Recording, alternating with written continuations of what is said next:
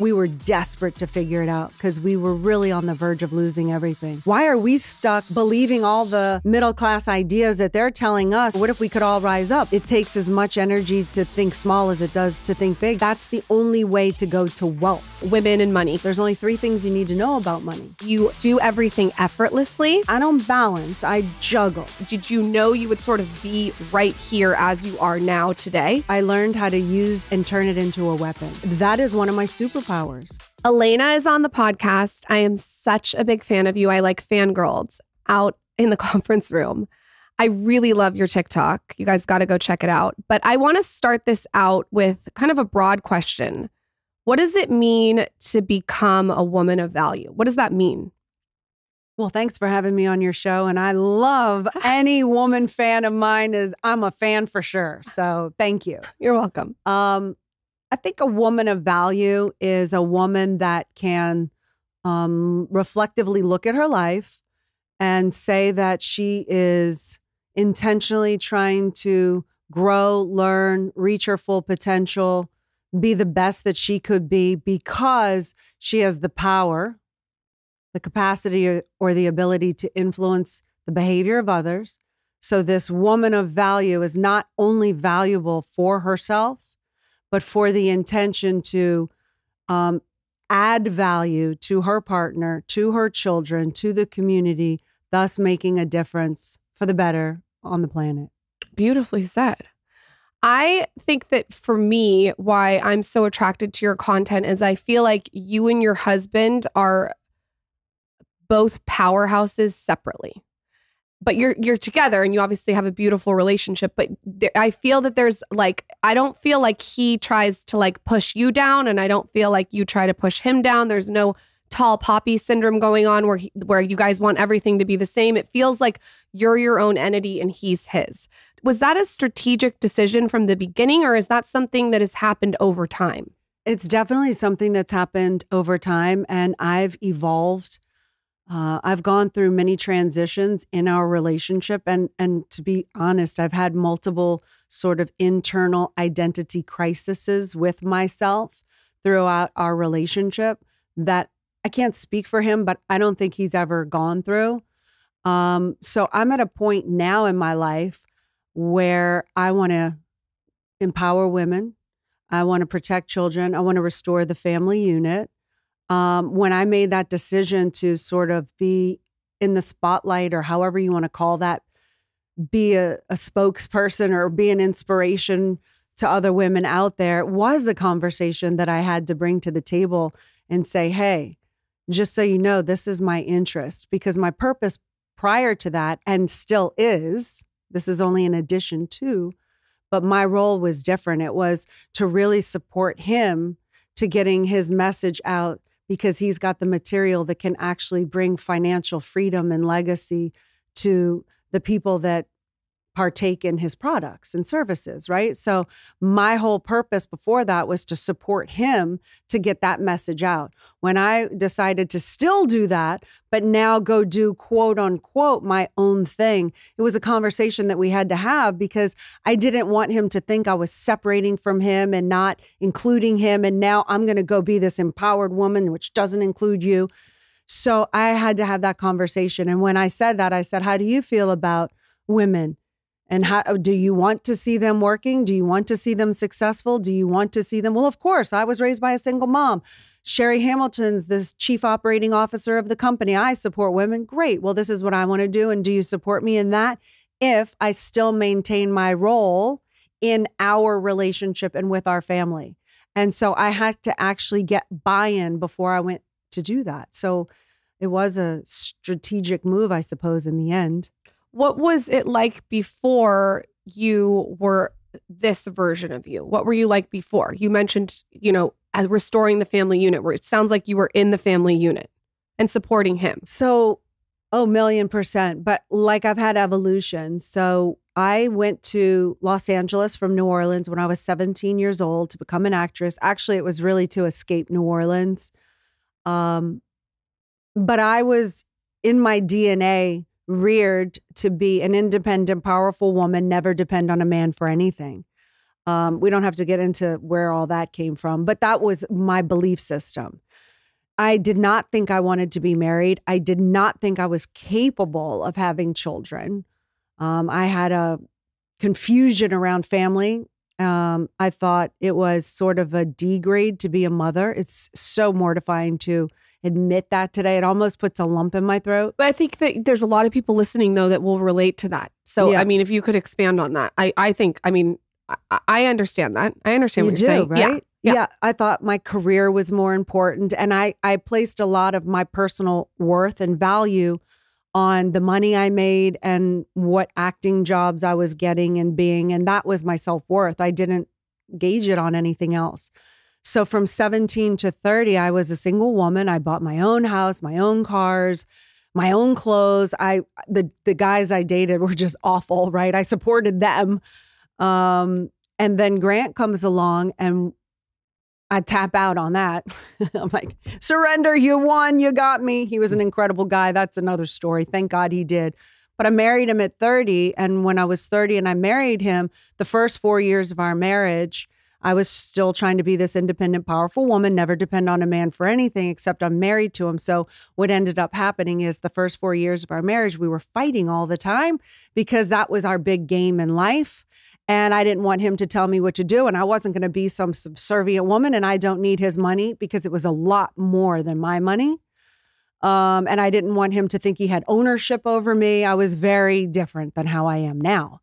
Where do you think that comes from? Like, why do you think that you had that mindset? Is it something from your childhood or? Yeah, I think so. I mean, when I analyze it, I do think it's in a subliminal message in society, whether it was the women's lib movement, we could analyze that. And a lot of good came out of that movement. But I think the pendulum swang so far over the other side. We got a lot of freedoms. We can be president. We can vote. We can do jobs where we couldn't before in the past. So a lot of good, again, came out of that. But I think a lot of dangerous things came out of that too, being, oh, you have to do everything by yourself. Don't depend on a man. So I can only reach a certain height because there isn't the power of two. Women often, or at least myself, cut my nose off to spite my face. So my mom was the single breadwinner of the family. My father had returned from World War II. He's deceased now, and he couldn't assimilate back into society. And so he taught me never depend on a man because don't give your life away. My dad had big dreams and aspirations to be a radio personality. That was his era. And I think he felt that his family, as much as he loved his family and he was an incredible father, sort of ruined or took that dream away from him. Now, my mother was the sole breadwinner, and because she could never depend on my father for spare income, she was like, never depend on a man for anything, because if you get in a situation where you have to provide for your family, you got to work and you got to figure this thing out. So I do believe it came a big part of that from my parents. Right, but I don't think that's an uncommon story. I think there's a lot of people, women and men, that have relied on a partner and then it goes south. And if they haven't put an emphasis on protecting their own income or having something of their own, it's like they're kind of left high and dry. And then all of a sudden, you're like, well, what, I don't have a career. What do I do? I don't have any savings. What do I do? I think that's a very common story. Very. So I don't think it's strange that people think that way. But to your point, I think some of the message that you're conveying is like a family unit together, two people working towards the same goal and same ambition, same vision can be very powerful. Well, that's what I discovered. And I do say, find the one you trust and build an empire. And if you don't know who to trust, or if you don't trust yourself, or you haven't figured out who you are and what you stand for and how to look and identify red flags, yeah, you can make mistakes. But I'm at a point now where I've sort of figured out a lot of those by trial and error. But back to the story, in 2008, when the economic collapse happened, and now I'm 36 years old and I find myself pregnant with our first child, I realized the only way we were going to survive this economically, we had other things going on too, was I had to dispute and defy all the women's voices in my head who didn't even really exist. But I thought that if I supported a man, or I gave up my career to support him, to build this idea and this vision that I had of an empire, we were very far away from that. from that. So it was really scary. But because I heard the woman voices, what if he leaves you for someone else? What if you don't have the money? What if this? What if that? You're going to look stupid, this and that. And how dare you betray women and go support a man? That is so degrading. It was the antithesis of what I wanted to be. But I said, I'm married to him. He has a better chance of moving the ball down the field right now financially than I did. And I said, it was my actual first entrepreneur movement. I always move, because I always thought I was an actress, a visionary, but an entrepreneur puts financial risk, right? And I went and put all the chips on him. And I said, I'm going all in on you, giving up my career. I'm going to do this. And I did, and it paid off. Now, when I had my first child, I was dealing with motherhood. I was a great mother. I loved my kids very much. But the next identity crisis came where now I'm not working. I had taken care of myself since I was 17 years old. I moved to Los Angeles by myself. And now I'm 36 years old. I'm a mother. I think somehow I've lost my career. Now, do I have to ask my husband if I can spend money on something? Like, what is that?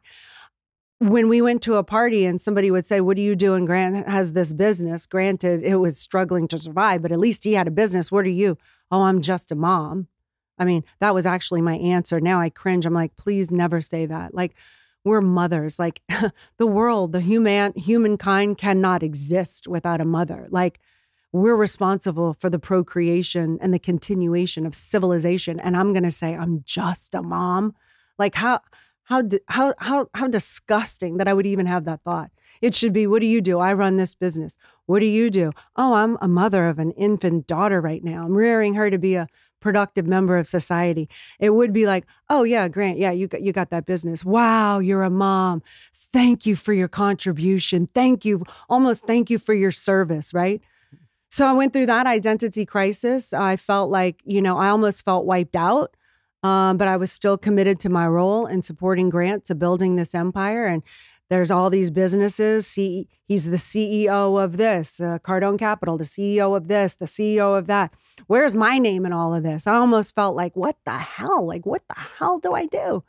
And because I had whatever little traumas, I decided I was never not going to be a full-time mom. And fortunately, Grant had us in a situation. It was dire, but at least we could afford to allow me to stay and be a stay-at-home mom, because I didn't want to turn that over to somebody else when the kids weren't able to articulate or really understand what was occurring if some bad situation was happening. So I think it's worth for you to talk about that a little bit, because I think people see both of you now and all the things that you guys have built together, which is phenomenal. But I don't think they realize all of kind of the struggles and the steps that it took to get there. It's just like you see the end thing now on social and the planes and the trips and like on all the stuff in Cardone Capital, which is massive. But can you talk about what it was like being married with with the kids when you guys were going through those struggles, and how you were both able to kind of like stay together and navigate that? That was actually, in a lot of ways, easier than it is today, because we were so fortified. We were so on purpose with the big picture. We always said, if we turn our lives into what it is today, we're going to be an open book. We're going to navigate, fast track the success of others. We became teammates and allies, and we fought against everybody else that was against us, and we stopped fighting each other. And we really figured out, we were desperate to figure it out, because we were really on the verge of losing everything. And it was pre-social media, so you couldn't see the sacrifice phases. You couldn't see before I was in a nice Chanel outfit and Chanel shoes. There was none of that until 10 years ago. I didn't have Chanel in my 20s, my 30s. You can't find a picture of me in anything like that. It was total sacrifice phase. There was It was just, we just worked. And when you say sacrifice phase, like what did that look like day to day and how you guys were living compared to now? I am someone who's very thoughtful and purposeful with my routines, and I take it very seriously. It's changed my life. It's helped me to lose weight, to feel better, to just be my best. And one thing that I do in my routine that I've been doing forever is drinking AG1. AG1's ingredients are insane, especially in the morning. Every scoop has like prebiotics, probiotics, digestive enzymes for gut support. It has B vitamins, magnesium, folate, ashwagandha. It even has vitamin C and zinc. And I just think to be able to put one scoop in water, and I like to froth it up and drink it down in the morning, is just like a great way to set the tone of your day. Taking care of your health shouldn't be overly complicated, and AG1 really simplifies this. Basically, you can cover your nutritional bases and set yourself up for success in just 60 seconds. This is something that I do every morning, and it just makes me feel better. I notice more energy. I like how I feel even when I'm like digesting my food. The digestive enzyme for me is a game changer. I was actually told by a doctor that I needed that. And so this was like years ago. I implemented AG1. I did my blood test the other day and he was like, you are good to go. So if you want to replace your multivitamin and more, start with AG1. Try AG1 and get a free 1-year supply of vitamin D3 plus K2 and 5 free AG1 travel packets. I'm obsessed with these for when I'm traveling. You get it with your first subscription at drinkag1.com/skinny. That's drinkag1.com/skinny. Check it out. Quick break to talk about Branch Basics. You guys are talking to somebody who has been converted. If you're somebody that is thinking and has been wanting to make smarter decisions for the household, healthier decisions, let's start talking about making those decisions first with cleaning supplies. Many of us grew up with all sorts of nostalgic products that come with all sorts of harmful chemicals, and we've basically just been going down the aisles of the grocery store, grabbing all the stuff that our parents used to buy. But did you know there are healthier alternatives now? Lauren and I had the founder of Branch Basics, Allison, on this show talking all about healthy cleaning supplies and what she's done with Branch Basics. What I love about Branch Basics cleaning supplies is it's free of fragrance, hormone disruptors, and harmful preservatives that wreak havoc on our health. I never noticed the difference until Lauren fully switched all of the cleaning supplies in the house, and now I honestly can't go back. Anytime I go into a hotel or somebody else's house with all that stuff, my system just goes on fire. So I just feel better with this stuff in the house. And the way I think about it is, if you have a healthier alternative, why would you not use it? Their premium starter kit replaces all of your harmful cleaning products in the home. Branch Basics now has a new luxurious gel hand soap made with only the safest ingredients to nourish your skin. Our kids love it. Our dogs love it. We love it. And there's no way I could go back at this point. So check it out. Don't wait any longer. Get those chemicals out of your house. Start making the healthier decision with Branch Basics. Of course, we have a special offer for all of our listeners. Save 15% on your starter kit or their new hand soap when you use code SKINNY at www.branchbasics.com. Again, that is code SKINNY for 15% off when you purchase a starter kit or their new gel hand soap at branchbasics.com. It's so funny because I constantly am breaking down my outfits on Instagram stories, and I have like an LTK page, and literally on every single picture of me, I always tag the same hair serum because I use it every single day, and that's Vegamore. I love this hair serum for scalp massage. So I'll do it in the morning. I'll just do scalp massage. I stretch the fascia. I stretch my face up, and I just really get in there with Vegamore's hair serum. This is really great for me too, because I'm not a big fan of always washing my hair. But this hair serum is really great if you want to go longer in between washes. It's called the Grow Hair Serum. It's the one that I always talk about. I've been using it forever. It's a monthly subscription to my house. You can get it on monthly subscription too. You can get 1 bottle or 3 bottles. Super easy, saves time. It's so popular that they literally sell 1 bottle of their hair serum every 15 seconds on their website. So that should tell you how good it is. There is no harmful chemicals, no parabens, no hormones. It's cruelty-free. And it's just a really great product if you want visibly fuller, healthier, and thicker looking hair. Elevate your hair wellness routine this year with Vegamore. For a limited time, get 20% off your first subscription order by going to vegamore.com/skinny and use code SKINNY at checkout. That's vegamore.com/skinny. Code SKINNY to save 20% off your first order. vegamore.com/skinny, code SKINNY. There was no spending on anything other than the basic necessities. And either in self-enhancement or the business. There was nothing extra, no frills, no vacations, no dinners, it was just putting and investing back into the company, into the organization, into growing, into sacrifice phase. Looked like we had this big, beautiful home before the crash and whatnot. It was Lionel Richie's old house, overlooked the whole city. It was gorgeous. Sold the house, sold, the cars, literally became homeless and carless. We left all of our friends behind to move to Miami, where we knew no one.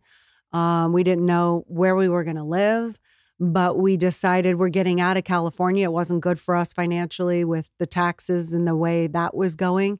So we sacrificed that comfortable life that we knew for, I had been there over 20 years at that time, and left it all to go make a new place that we could call home, where we could actually grow our business. And now we have over 1,000 employees with everything combined. Might even be more than that. Yeah, real estate in California is not ideal. No.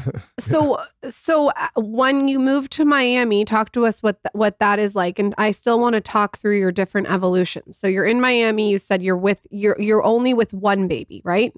2. But so what's the age difference? 2 years. 2 years. So you have 2 babies at this point and you're in Miami. Talk to us about that, and then how you evolved to the next sort of version of yourself. So they were 1 and 3 when we came here. And I went through many years before I finally felt like I could do more stuff and I always hired 2 nannies because I thought that didn't know each other, that one couldn't do anything like hit them or whatever without the other one putting the checks and balances there. So I did actually gain a little bit more, where I would go into the office with Grant and start working a little bit more. But I still struggled with the identity of like, well, who am I and what do I do? And I was used to being a star. I was on a show. I did hundreds of commercials. I traveled the world. I was a model. I was on USA High. I was used to being a star. And then, I was a young star, but you know what I mean? I was used to. So I finally came to the point one time where I just started to learn how to use what was thrown at me, and just instead of feeling stopped by it, I learned how to use and turn it into a weapon. So like, for instance, if I was heard, oh, she's a trophy wife, or she's got no substance or whatever, I was like, well, or she's a gold digger. I heard all of that.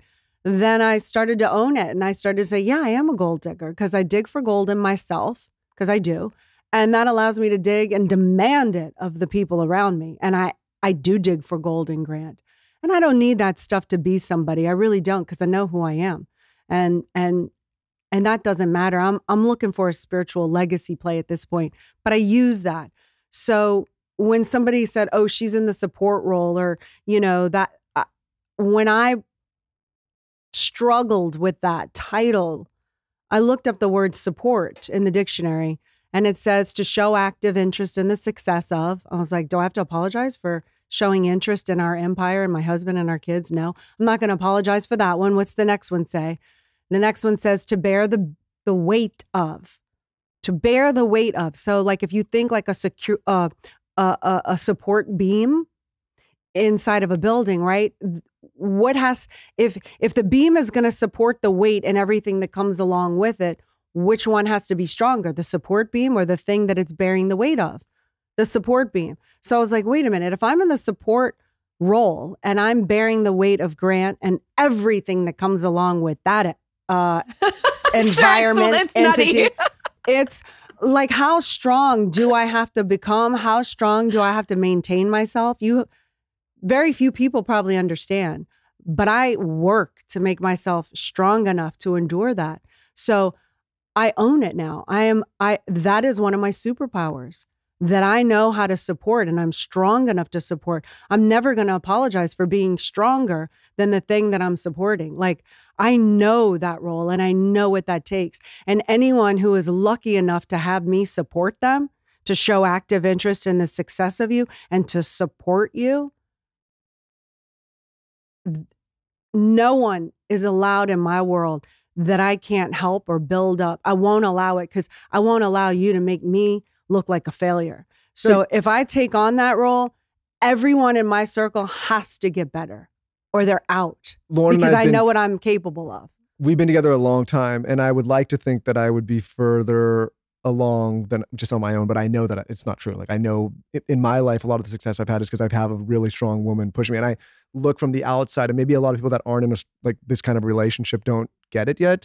But when I see Grant and all his accomplishments, and then I see the way you're, I'm like, oh, it makes a lot of sense. And it's a huge advantage for him personally as a man, because a lot of men are not lucky enough to have that kind of support, or they're trying to do it on their own. And I'm sure there's been moments in his personal career of doubt and insecurity and wondering like what's next, where you've probably stepped in, knowing you for 5 seconds, where you've said like, hey, get your shit together, buddy, and get up.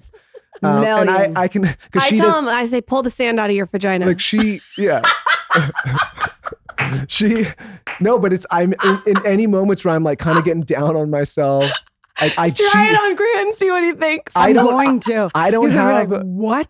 Yeah, I don't have the ability to like go crying to her about something. Like if I do, she's like slap, get your shit together. And I was watching something you were doing. I don't remember the exact piece of content. I've been aware of you guys for a while, and I was like, oh, that's what that guy is getting, among other things, from you. And I think I recognize it because I'm a man who gets a similar thing.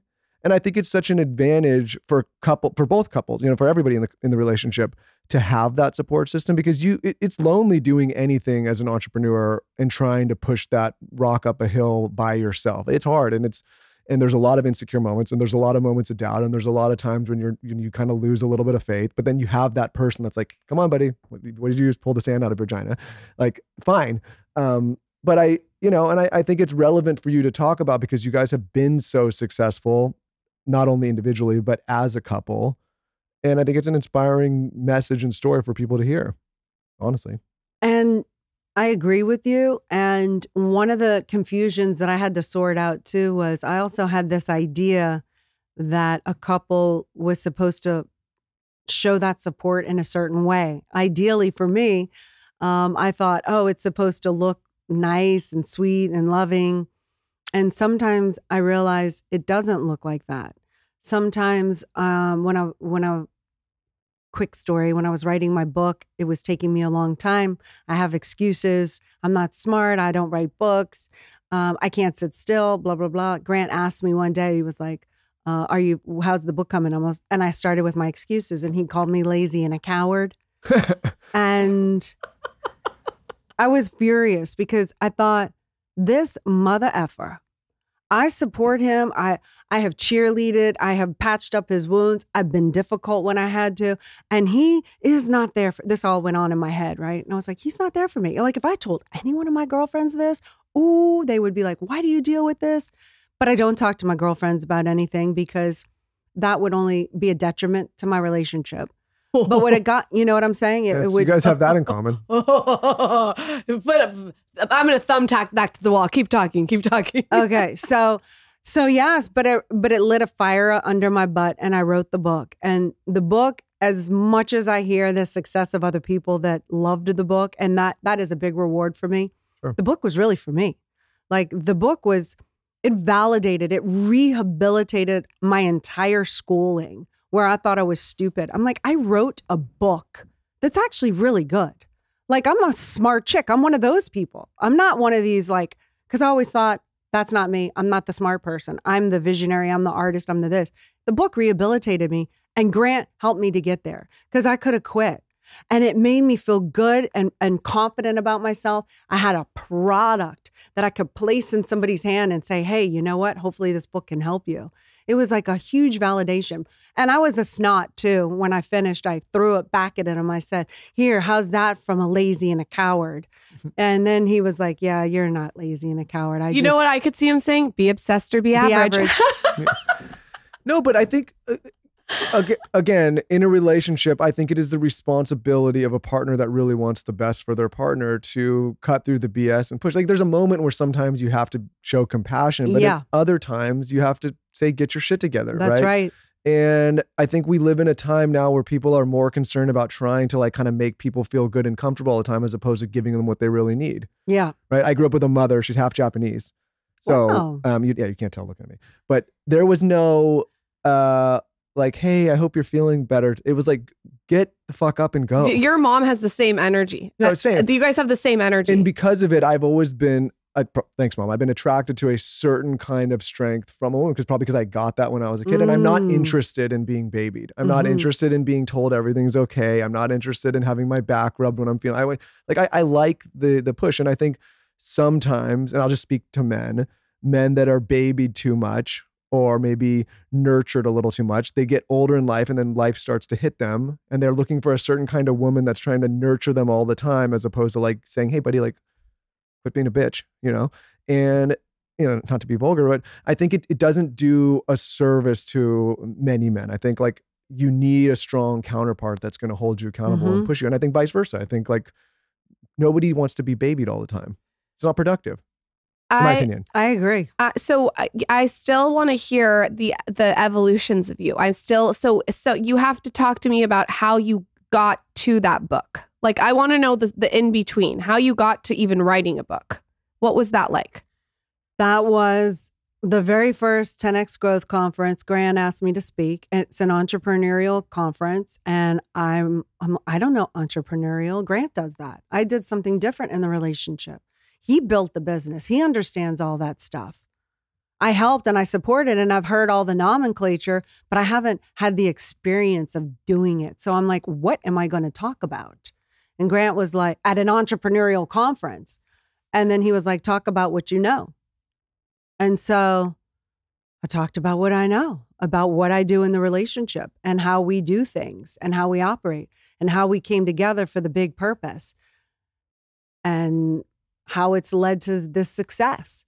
And out of that conference, I realized people weren't doing what we were doing. They didn't have that piece figured out. They were still doing what we had done by the fighting each other and the this and the that. And the reception and the feedback was so big and so positive. I couldn't believe that people wanted to hear that at an entrepreneurial conference, because a lot of people could be building and creating all day at work and coming home and tearing it all apart. They don't have that piece or that component together. So then as Growth Conference has evolved, I think we're going into our 9th year now. And now my kids are older. This thing has just grown by demand. So how did I get to the book? Grant says, you got to write a book because you can help people. And I fought him on it. And I was like, no. And then the next thing you know, I'm writing the book. And then you started putting yourself out there on social media? Then I started putting myself out there on social media because the kids are older now. They're about to be 13 and 15. They don't need me as much. I mean, of course, who doesn't need their mother? But you know what I'm talking about? Not like a young child. When you look back on your whole life with Grant, have you guys always known that this was the big vision? Like, Michael and I strategize a lot on our big vision. We talk about what we're going to do in a year, 5 years, 10 years. Were you guys doing that? And did you know you would sort of be right here as you are now today?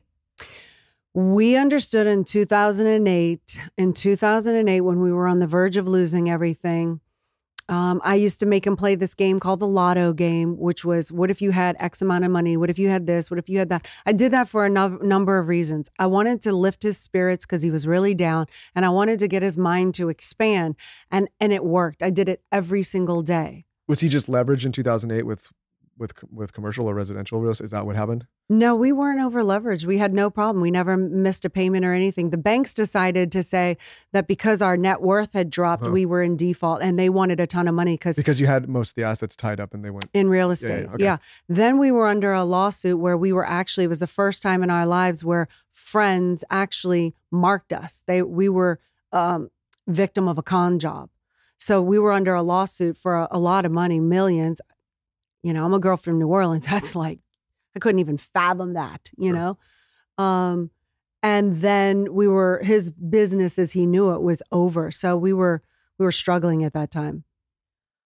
I want to talk about a TikTok that you did, and I'm going to flub it, but you talked about how it's something about how you wanted Grant to be a billionaire.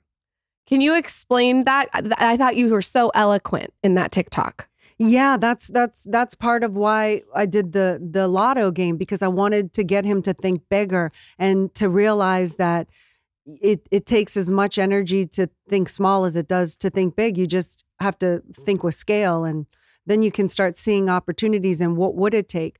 So one day in several years ago, it was one of the hardest moments in business wise for me, because I was always thought of myself as the golden kind of goose. My visions that I would have, a lot of them hit the chopping block, but the ones that work, Grant would turn into this great thing out of this idea that I would have, this architect thing.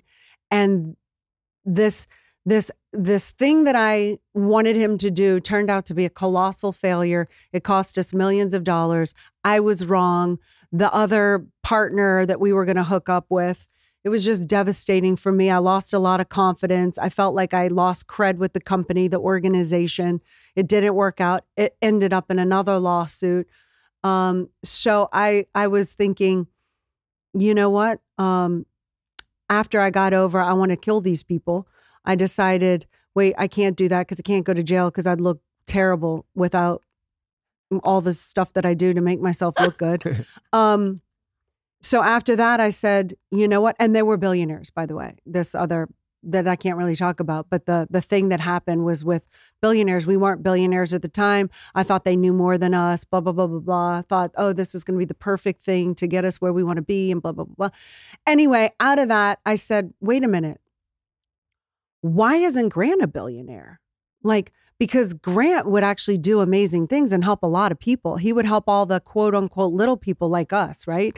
Because those people, believe it or not, still look at us like we're the little people, like it's true. There's levels to this game. I know I might be speaking out reality for a lot of people, but it's true. They look at us like we're the nothings. I'm talking Wall Street. I'm talking the JP Morgans. I'm talking those people that won't even look at you unless you have a billion, 2, 3, or 4 billion. You know what I'm saying? Yes. In that video, in my head, I went, okay, Grant's got to be a billionaire because he needs to be influencing, because why are we trusting these billionaire guys? Because they're not good people, or I don't like the way they do things. I like the way we do things and all of our people. Why are we stuck believing all the middle class ideas that they're telling us to be in the same rat race?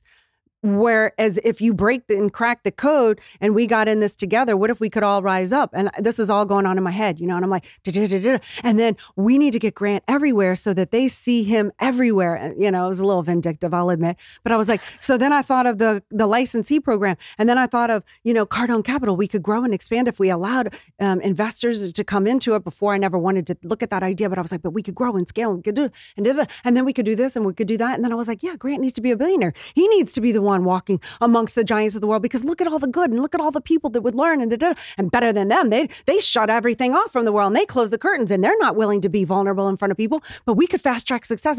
So all this went into my head, and then I ran into the door and I was like, you need to become a billionaire. And then he was like, that's easy for you to say. You have all these ideas. I'm the one that has to hammer and claw and this, and I get beat up and you get to do nothing. You get to have these ideas. And when's enough for you? And when is anything going to be good enough for you? And I was like, whoa, that did not go how it went in my head. Well, you're the support beam, Grant.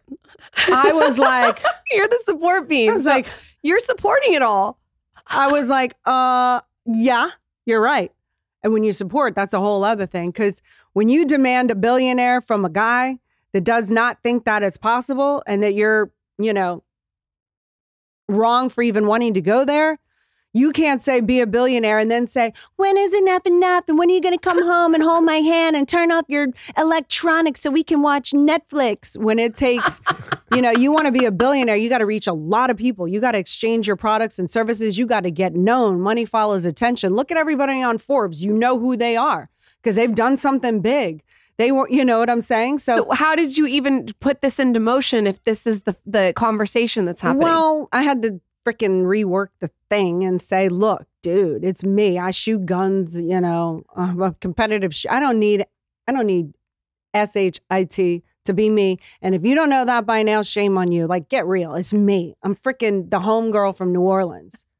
You know what I'm saying? Like, I don't need Chanel. I don't need anything. I can walk in any room in any freaking outfit, and I don't need nothing to be me. I'm me. I know who I am. Now, let's talk about you, Grant. Let's talk about you not living up to your potential.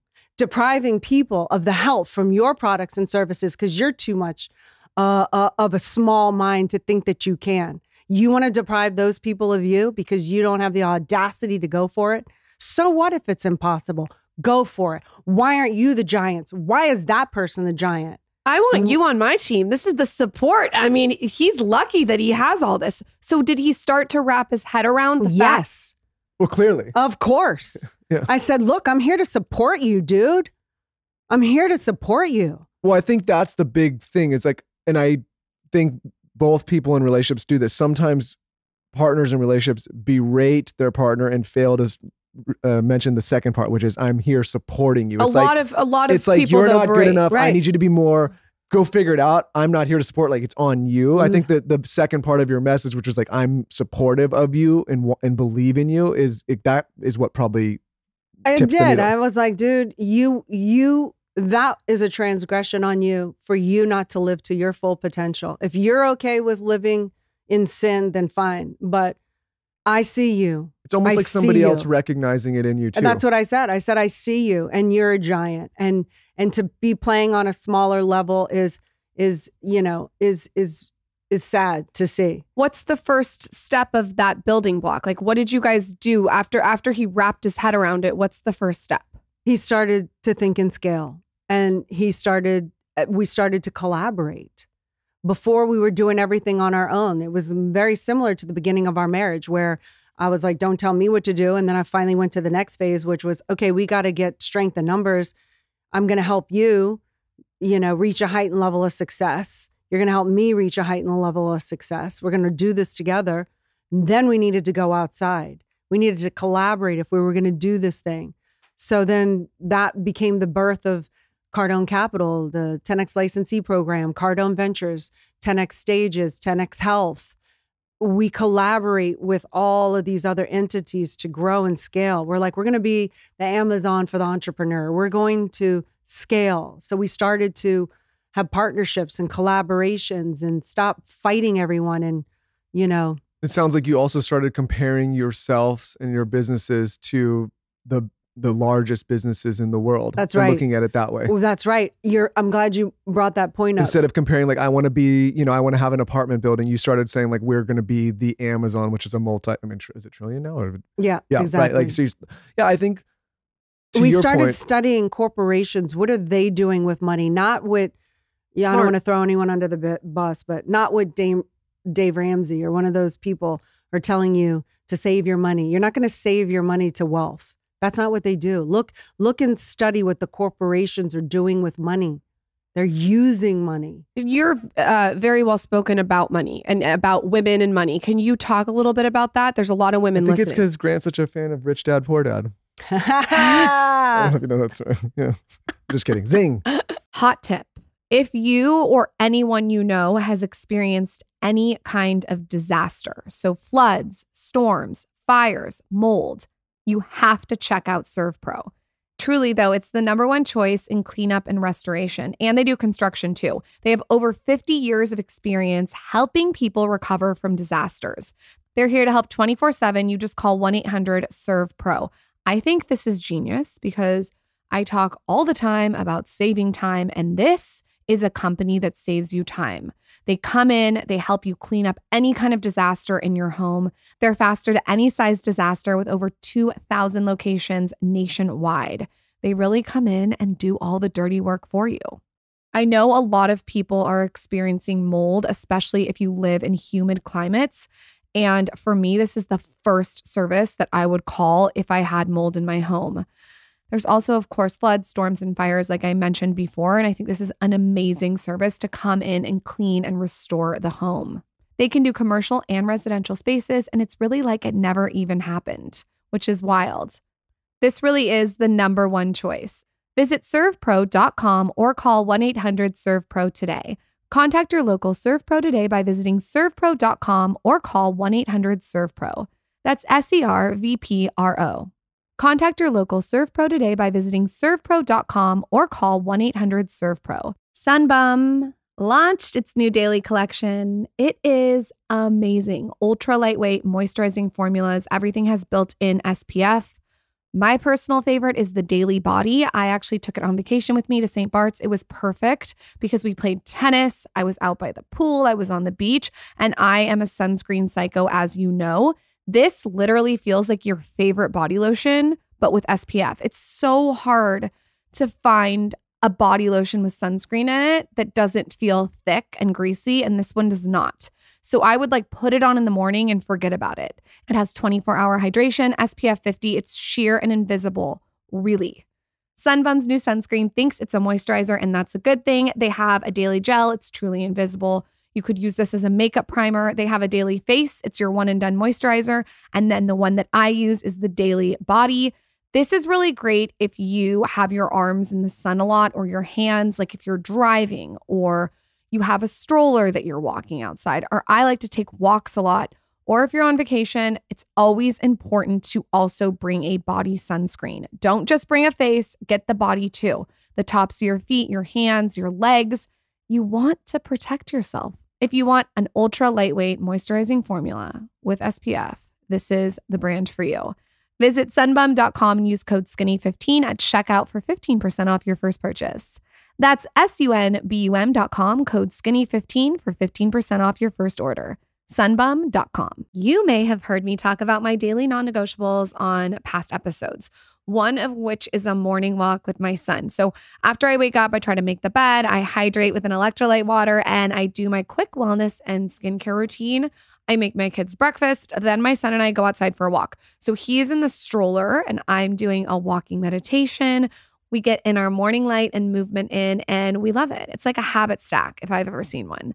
And during those morning walks, I'm wearing Nike, specifically my Indy bra and my Nike Motiva walking shoes. The bra is so supportive. In fact, it comes in different support levels. So you can get low, medium, or high support depending on the size of your boobs or preference. Plus, the bra has adjustable straps and is so comfortable. Nike's Motiva walking shoes are smooth, they're cushioned, they're comfortable, they're great for a daily walk. And what I like about them is they give you optimum support for every move every day. I have plantar fasciitis, and these are amazing for that. Both the Indy bra and the Nike Motivas are the move. The Indy bra just sculpts your body in a perfect way. I feel like we've been talking a lot lately about tailored, well-fitting clothes, and this is it when it comes to athletic wear. Another thing that I love is they're both so durable. So you're getting high-quality, flattering apparel that you can wash and wear over and over again. You'll just keep reaching for these staples just like me. Shop now at Nike.com. Again, that's Nike.com. The thing that I can tell you about money, there's a lot of things I can tell you about money. Early on when Grant has an accounting degree, I still need to count on my fingers at the blackjack table to know where I'm at to the 21. I'm not even joking. Wish I was.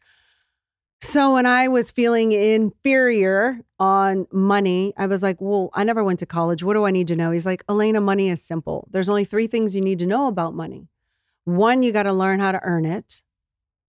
2, you got to know how to store it, which is different from save it. Store it is 2, you store it until you have enough to put into number 3, which is most people don't know how to do, which is to put it into an income producing asset. How do you make your money make babies? How do you make it grow? So earn it, store it, and multiply it. And the multiplying it is by investing it into an income producing asset. So it doesn't depend on my work.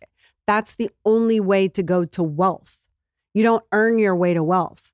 Or save your way. Or save your way. Yep. So that's what I learned about money. You know, there's more I can tell you about money. It's money. I've learned so much about money. Women need to take responsibility and look at their money, see where it's at, understanding money. It's a relationship. What is your relationship with money? Look at it as a relationship with a man or a woman. How do you treat money? Does it want to run away from you? Does it like you? Does it not like you? Do you think women should have their own bank account, their own separate finances? What's your vibe on that? I mean, you got to work out your agreements with your partner the way y'all invent your relationship. So I really want to tell people what to do for that because that's theirs. For me, I have my own personal accounts. I also share an account. Like Grant takes and provides for the entire family. He's awesome like that. So I don't pay rent. I don't pay groceries. I don't pay for the school. I don't pay for the kids' clothes unless I want to. You know what I mean? But he provides for the family. That's our rule. That's our agreement. I don't violate that. I have my own accounts. If I want to go spend, I don't know, name the number, and I don't want to have to say, is this okay with you? I have my own things. I went to Grant early on several years ago and said, I want to invest in Cardone Capital. And he was like, that is the dumbest thing. What are you talking about? You're my wife. You have half of the Cardone Capital. And I was like, no, I need to see every single month what I'm making from the, like it's important for me. That's just me personally, psychologically. I'm not there yet. I need to have my own thing that I'm seeing where I don't have to ask anyone for money, where I don't feel like that's just my own personal thing that I haven't either evolved or I don't know. I can't speak on that. It's just psychologically, I want to see that I'm making my own income. But for many years, I didn't make any income, and I suffered that identity crisis. I have a tangent that I want to go on with you, just selfishly. Why do you not talk to your girlfriends about your marriage? Oh, for many reasons. Because Lauren doesn't either, I don't think. Nope. Well, I equate it to the king and the queen because I wrote that book, Build an Empire. So I just metaphorically speak. Would a queen talk to a chambermaid about the king? How would the chambermaid understand what it is that the queen is going through or has to understand? They are not married to the most powerful man. They don't understand what it takes. And it could be the best friend. That's just the analogy, right? You're not the analogy and why it sounds so bad. Chambermaid, you wouldn't talk to anyone that does not have the reality. Chances are that person would cut you out of the equation to be the queen if they could. Maybe not.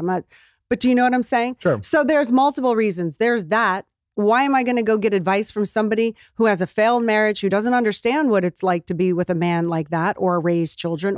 So I'm not getting advice from people who have the most confusion in that area, which is relationships. Why don't you talk to people? Number two, if I go and tell my friend how horrible Grant was about something, some upset that I had, which there's two sides of the story, and then I'm going to go make up with Grant.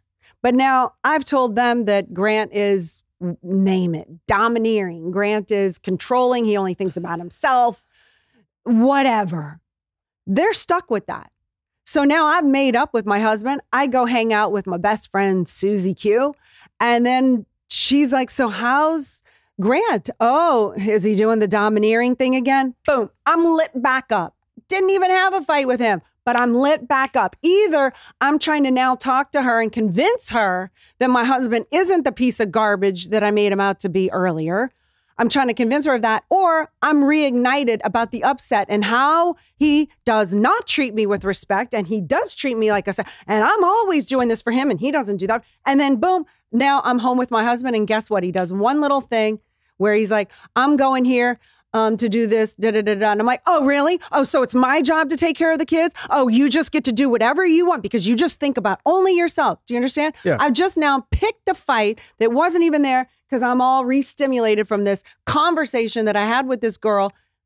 Yeah, it's also super awkward. Like sometimes we'll be one of somebody, like a couple, maybe one of them is complaining about the other person. And then us three are together. And then we go to dinner with all four of us.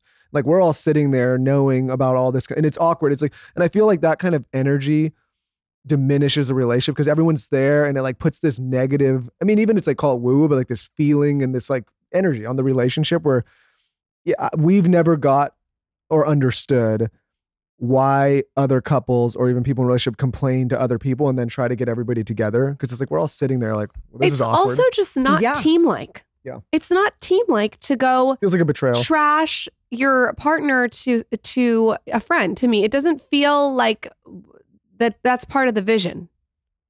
It's not. Yeah. And it is a betrayal. And, at the end of the day, you're going to work it out and any team is going to have a problem. Yeah, and he's annoying as shit. And like he does shit that's annoying all the time. But like we don't need to go over every single thing he does because you're right, it does ignite it and you are emotional when you're saying it. Yeah, you're getting your PhD in self-awareness. You're never annoying, right? Look, marriages aren't easy. Being with Yeah. people isn't easy. You have to figure it out because you can't do it alone. No empire's ever been built alone. How are you balancing all of the buckets that you have right now? That one of the reasons I personally selfishly wanted you on the show is because I look up to the way that you do everything effortlessly, which I know is not effort. It's probably behind the scenes. There's a lot of effort that goes into making it look effortless. Can you talk to me a little bit about that? Yeah, definitely. It is a skill. It is an art. I'm always learning. Probably a lot of the times going, oh God, like, like, because I want to be 10X. I want to be great. So I have very high expectations and standards of myself. And so there are a lot of times where I feel like I'm falling short. But I try to take that and go, is there a way I can make that situation so it doesn't happen again?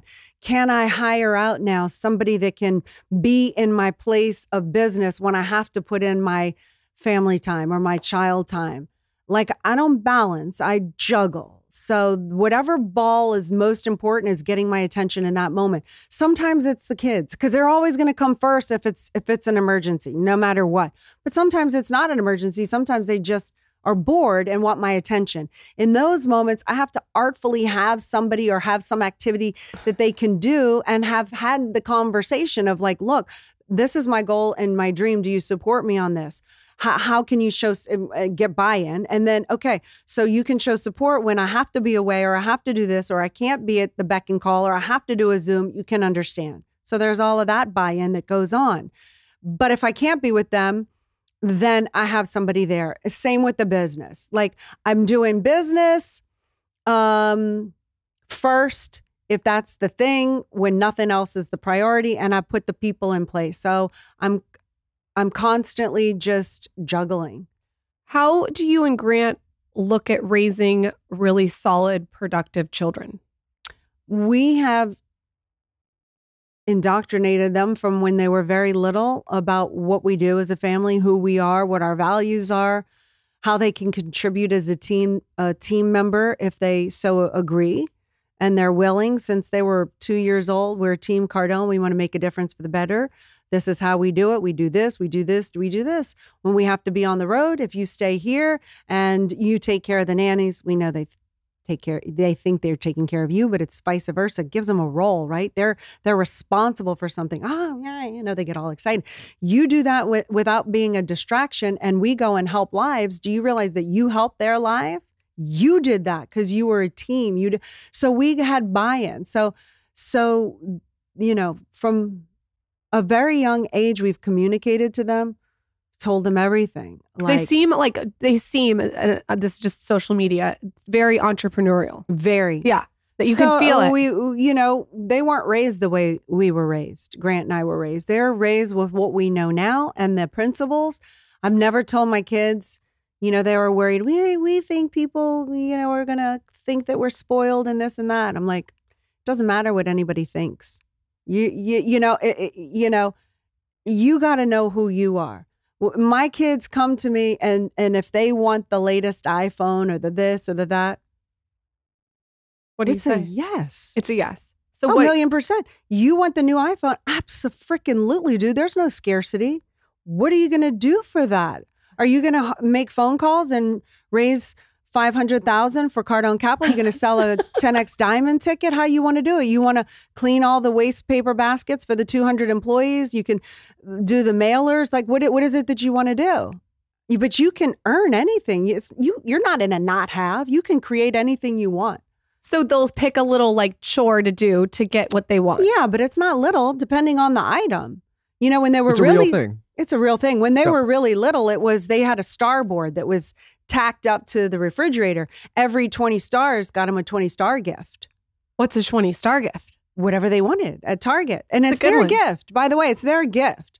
So if they bought a little car and then they came home and wanted to hammer the car and smash it, it wasn't me going, what's wrong with you? I just bought you this. No, I admire the way you guys do that, though, cool. because I think, there's wealthy parents that give their kids everything without having to do anything. They had to pay for the plane. Yep, When they were like 5 years old, they had to give me their entire piggy bank and I took it. But I think also there are some parents that maybe try to humble their children and they lose the message. And like, I love the message that if you do all these things, you can get whatever you want. Because, you know, maybe they won't want whatever, but you know, who knows? That's how your parents raised you. Well, my dad was always like, you can get anything you want in the world if you put out the effort to that acquires it, right? Million. And there was never a situation where like, ooh, like there's a ceiling to what you could get, right? Does that make sense? Yeah. He was always like, it's anything under the sun, but there is an effort required to go and do it. And I think sometimes parents, maybe because of their own experience, they put like a cap on that. Oh It's like, yeah, like, it was money doesn't grow on trees. They literally couldn't afford it. You know, it's, oh, you can't have that. Yeah, and it's like, you know, I think you don't want to stifle somebody's ambition by telling them that there's a cap. Like if you like the message is if you do all these things and it has to be productive and it has to be valuable and it has to serve a greater purpose, then the sky's the limit. That's right.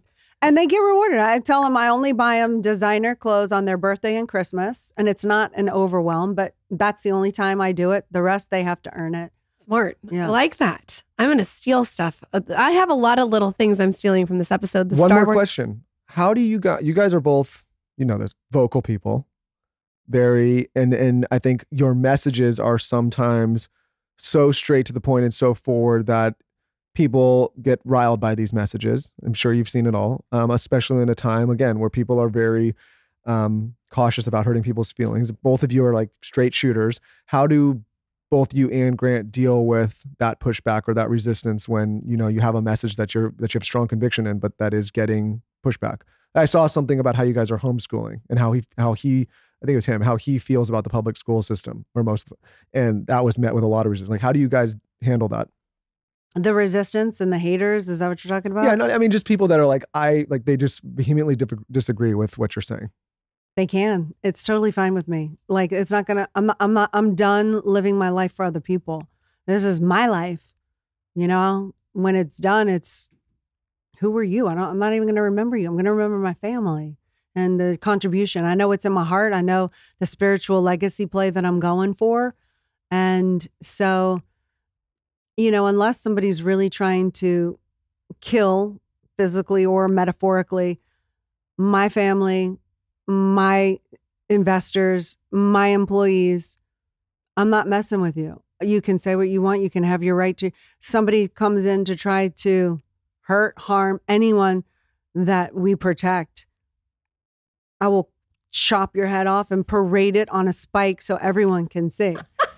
Because you got to set an example that what you will do for the people you love and to protect your empire. I work really hard to be ethical. I don't drink. I don't do drugs. I'm monogamous. I'm trying the best I can to be the best mother I can. I'm trying to help women. I'm not trying to harm anybody.